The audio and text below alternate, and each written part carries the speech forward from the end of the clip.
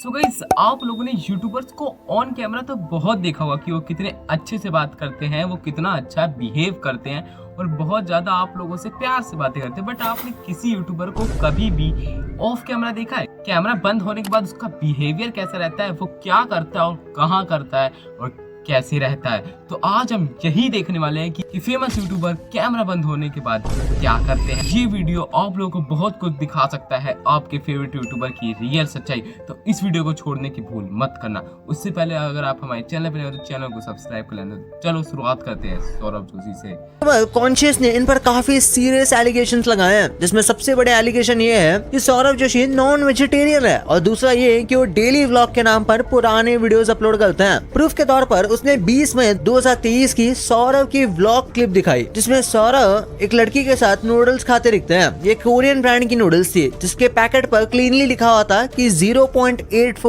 उसमें चिकन है। फिर भी सौरभ उसे खा लेते हैं। और सेकंड प्रूफ 16 जुलाई 2023 का व्लॉग है, जिसमें वो पीरू के साथ चैलेंज करते हुए ग्रोसरी शॉपिंग करते हैं। इस चैलेंज में पीरू चिकन नूडल्स अपनी बास्केट में डालती है, जिसके बाद सौरभ भाई ये सौरभ जोशी का तो हमेशा से ये नॉन वेजिटेरियन वाला लफड़ा चलता रहा है। मुझे तो यही नहीं समझा भाई, जब ये नॉन वेजिटेरियन है सो वाई ये क्यों नहीं बता देते कि आई एम नॉन वेजिटेरियन, जब इन्हें खुद पता है कि एक ना एक दिन सच्चाई आनी है, चाहे कैसे भी आए बट एक ना एक दिन सच्चाई आनी है। चलो अभी तो ये एक यूट्यूबर था कि एक ऑफ कैमरा क्या क्या करता है, अभी देखो कितने सारे यूट्यूबर आते हैं। तो दूसरे पे नाम आता है अरविंद अरोड़ा का। अरविंद अरोड़ा इंडिया के बिगेस्ट शॉर्ट मोटिवेशनल चैनल है, लेकिन यूट्यूबर डेक्स ने इन पर एक एक्सपोज वीडियो बनाई है और उसमें काफी सीरियस एलिगेशन लगाया है और बताया कि अरविंद अरोड़ा ने एक बार अनाउंस किया था कि ऑडियंस उनके नाम पर चैनल बना सकती है और उस पर उनकी वीडियोस अपलोड कर सकती है। ना ही उन्हें कॉपीराइट स्ट्राइक आएगी और ना ही रेवेन्यू शेयर लिया जाएगा। लेकिन जब ऑडियंस के बनाए हुए चैनल्स लाखों सब्सक्राइबर्स तक पहुंच गए और मोनेटाइज भी हो गए, तब अरविंद अरोड़ा ने उनसे 70% रेवेन्यू शेयर मांगा। साथ ही धमकी भी थी कि अगर बात ना मानी गई तो कॉपीराइट स्ट्राइक और डिफेमेशन केसेस कर देंगे। लेकिन जब कुछ क्रिएटर्स मान गए तो फिर उसने उन्हें भला फुसलाकर चैनल की आईडी और पासवर्ड ले लिया। फिर पासवर्ड चेंज करके चैनल का एक्सेस छीन लिया। और हद तो तब हो गई जब स्टोरी को कवर करने वाले यूट्यूबर मींस डेक्स को भी स्ट्राइक मारी गई और वीडियो डिलीट करवाने के लिए उनके घर पर पुलिस तक भेज दी गई थी। और इसकी सारी रिकॉर्डिंग्स और चैट्स डेक्स के पास।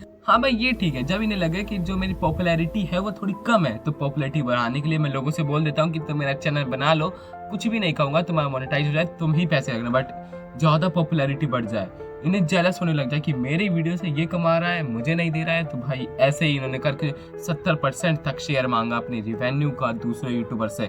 बल्कि पहले इन्होंने मना कर दिया था। देख एक्स जो इन्होंने एक्सपोज करा था, देख एक्स चैनल ने उन्हें भी लीगल नोटिस भेजा। तो भाई ये है अरविंद अरोड़ा और फिलहाल के टाइम पे इनका तगड़ा डाउनफॉल भी देखने को मिल रहा है। चलो चलते हैं तीसरे पे, फुकरा इंसान। फुकरा इंसान, जिनका रियल नेम अभिषेक मलान है, इंडिया के पॉपुलर यूट्यूबर्स में से एक है। लेकिन इन पर भी यूट्यूबर ट्यूब सैक ने एलिगेशंस लगाए हैं। उसका कहना है कि फुकरा इंसान के कई चैलेंजेस और वीडियोस फेक और स्क्रिप्टेड होते हैं, जिसका प्रूफ भी उसने दिया है। एग्जांपल के तौर पर फुकरा इंसान की famous series turning 1 rupees into a car में उन्होंने पहले शूज का बिजनेस स्टार्ट किया। सीरीज के हिसाब से 1 मार्च को शूज एड चलाई गई और सिर्फ 12 दिन में 12,000 का प्रॉफिट कमा लिया। इसके बाद फुकरा इंसान ने क्लेम किया कि इसी 12,000 को यूज करके उन्होंने अपना दूसरा बिजनेस OLX पर स्टार्ट किया। लेकिन ट्यूब सैक ने प्रूफ के साथ दिखाया कि जिस वीडियो में दूसरे बिजनेस की प्लानिंग हो रही थी, उसमें मॉनिटर पर डेट 3 फरवरी 2023 दिखा रही थी। तो भाई ये वाली सीरीज ना लिटरली मैंने भी देखी थी। इस वीडियो से देखने के पहले तो मैं यही समझ रहा था कि जो इनकी सीरीज है लिटरली इन्होंने 1 से 1 लाख रुपए कमाए हैं।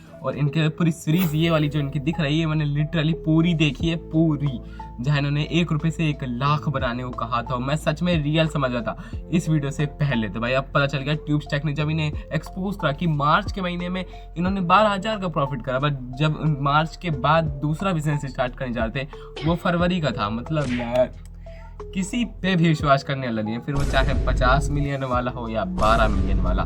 चलो चलते हैं चौथे यूट्यूबर पे, मिस्टर निनहैकर। इंडिया का सबसे बड़ा एक्सपेरिमेंट यूट्यूब चैनल, जिसके 40 मिलियन से ज्यादा सब्सक्राइबर्स हैं, उनके चैनल पर भी यूट्यूबर डेक्स ने सीरियस एलिगेशंस लगाए। उसका कहना है कि मिस्टर इंडियन हैकर कई फेक और स्क्रिप्टेड चैलेंजेस बनाता है, जिनके प्रूफ भी दिए गए। 21 जुलाई 2023 को मिस्टर इंडियन हैकर ने एक वीडियो अपलोड की थी, जिसमें उन्होंने एक इनिशिएटिव लिया कि उस दिन से अगले 3 महीने तक उनके जितने भी सब्सक्राइबर्स बढ़ेंगे करेंगे वो उतनी ही अमाउंट एक बॉक्स में डालकर डोनेट कर देंगे। लेकिन 3 महीने बाद ना तो इस वीडियो का पार्ट 2 आया और ना ही डोनेशन का कोई प्रूफ दिया गया। उल्टा बाद में वो ये वीडियो प्राइवेट कर दी गई, जबकि इस वीडियो में चैनल के काफी सब्सक्राइबर्स बढ़ चुके थे। दूसरा एलिगेशन ये है कि इस चैनल पर कई फेक वीडियोस भी बनाई गई है, जैसे एक वायरल वीडियो जिसमें भूत दिख गया ये दिखाया गया था, जो बाद में स्क्रिप्टेड निकला। ये वाली वीडियो तो मैंने भी मिस्टर ने हैकर की देखी है, जिसमें कहते हैं कि अभी से इस डेट से 2023 में कहा था कि इस डेट से जब भी 3 महीने तक जितने सब्सक्राइबर बढ़ेंगे मैं उतना एक सब्सक्राइबर पे 1 रुपया डोनेट करूंगा।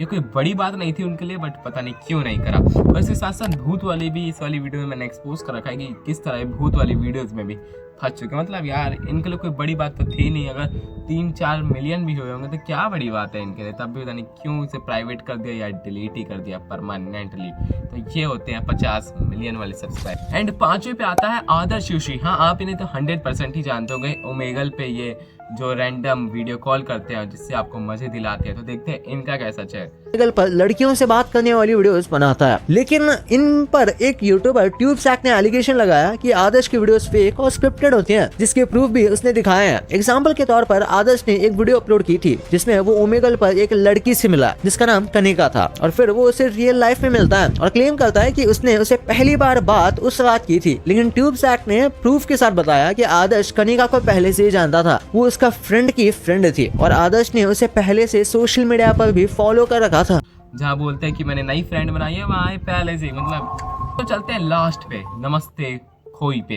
इसे तो भाई अगर आप थोड़ा भी यूट्यूब कंज्यूम करते हो, अदर कंट्री व्लॉग्स देखते हो, तो ये आपको जरूर पता होंगे कुछ सालों में ये बहुत वायरल हुए थे। नमस्ते खोई एक टाइम पर इंडिया में काफी पॉपुलर था, क्योंकि एक जापानीज होते हुए भी इंडिया में रहकर हिंदी ये अच्छा बोलते थे और इंडियन कल्चर पर हिंदी में वीडियोस बनाते थे। लेकिन इनका डाउनफॉल एक म्यूजिक वीडियो की वजह से स्टार्ट हुआ, जो कैंडी फॉक्स के चैनल पर करी पुलिस के नाम से अपलोड हुई। इस म्यूजिक वीडियो में कोई भी फीचर हुआ जिसमें इंडिया और इंडियन कल्चर को थोड़ा रेसिस्ट और नेगेटिव वे में दिखाया गया, इसलिए इसके बाद कोही को काफी हेट मिलना स्टार्ट हो गया और इस पर कोही ने एक अपॉलॉजी वीडियो डाली और कहा कि उसे उस म्यूजिक वीडियो के कंटेंट के बारे में पता नहीं था, उसे सिर्फ 5 सेकंड के रोल के लिए बुलाया गया था। लेकिन यूट्यूबर रोम जी ने कोही के ट्वीट्स दिखाए जो उसने म्यूजिक वीडियो के लॉन्च होने पर करे थे और हिंदी में ट्रांसलेट करके भी बताया, जिसमें कोही ने खुद लिखा था कि वो 3 महीने से इस म्यूजिक वीडियो पर काम कर रहा था और लिरिक्स ट्रांसलेट करने में इन्वॉल्व था। इसके बाद कोही को हेट मिलना स्टार्ट हो गया और लास्ट में कोही ने ये सब कुछ एक्सेप्ट किया और फिर यूट्यूब भी छोड़ दिया। लेकिन अभी भी उन्होंने कमबैक तो किया है, लेकिन पहले जैसा उन्हें अब रिस्पॉन्स नहीं मिलता। तो ये थे कुछ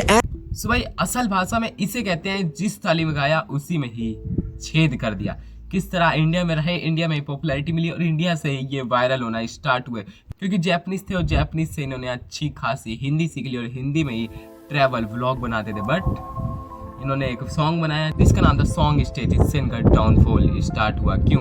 क्योंकि वहाँ थोड़ी इंडियंस की कुछ वैसी गिल्टी वाला फील दिखा दिया था, कुछ ऐसे नेगेटिव पॉइंट्स दिखा दिए थे जिससे लोगों ने प्यार दिया था इंडियन ने, तो भाई इंडियन गिरा भी सकते हैं। जिसका रिजल्ट क्या हुआ, इन्होंने यूट्यूब छोड़ दिया था, बट कुछ टाइम वापस ये आ चुके हैं, पर लेकिन अब इंडिया में ब्लॉग नहीं बनाते। तो भाई ये थे कुछ ऐसे यूट्यूबर जो ऑफ कैमरा कुछ और थे और ऑन कैमरा कुछ अलग ही दिखते हैं, भाईचारे वाले। सो अगर आपको क्या चाहिए कमेंट सेक्शन में बताना। सो चलो मिलते हैं किसी नेक्स्ट वीडियो में टॉपिक से, तब तक के लिए।